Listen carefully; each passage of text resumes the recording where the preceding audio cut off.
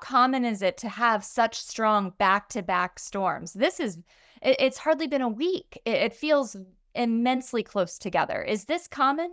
Yeah, this is not common to see something like this. We have seen instances of multiple hurricanes making landfall in close proximity to each other within a few weeks, but the two major hurricanes would be pretty rare, and especially a storm moving in this direction.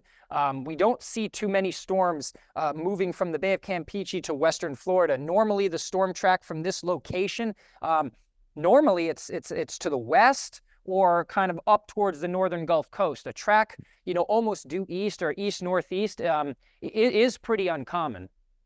I was going to say, I saw a report earlier that said there are only 4 major storms over the course of modern history that have gone in that. We have to fact check that, but that direction does seem different. What is accounting for it going due east versus curving upwards to the Gulf?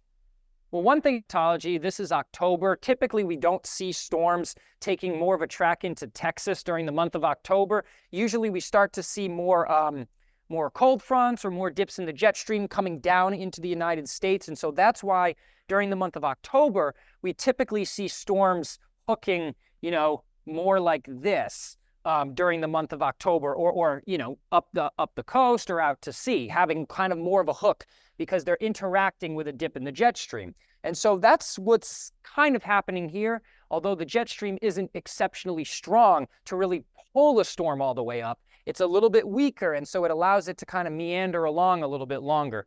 And so that's why it's kind of a more gradual turn to the north. Well, in that case, it's good news for North Carolina, which is still recovering even more so than Florida is. And to that point, I know there's been a lot of disinformation and misinformation on the internet about these storms. And I don't want to repeat the false claims, but Alex, speak to the Forbes audience. What is something they should know? What is a piece of misinformation you have had to clarify over the last few days? What is a fact that you need to share about how these storms are forming and where they're going? Yeah, I mean, Florida is a common place to see hurricanes. There's nothing, exceptionally unusual about seeing a hurricane in Florida. What we have seen over the past couple of years, and I think there is a tie to climate change when it comes to rapid intensification. We went over this a little bit at the beginning with the warm sea surface temperatures.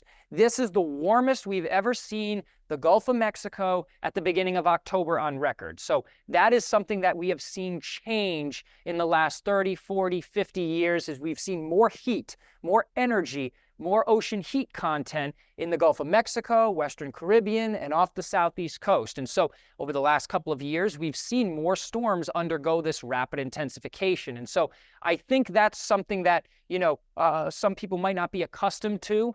We've always seen rapidly intensifying cyclones, but it has seemed like we've seen a greater trend in these over the last couple of years. And the science backs that up, that we've seen more instances of this rapid intensification, likely due to the, essentially this is like a heat engine, it's like rocket fuel for these storms. And so that's why I think we're seeing so many storms more recently undergo this more rapid intensification. And so I think as we look to the future, I think this could be more commonplace with seeing more storms rapidly intensify.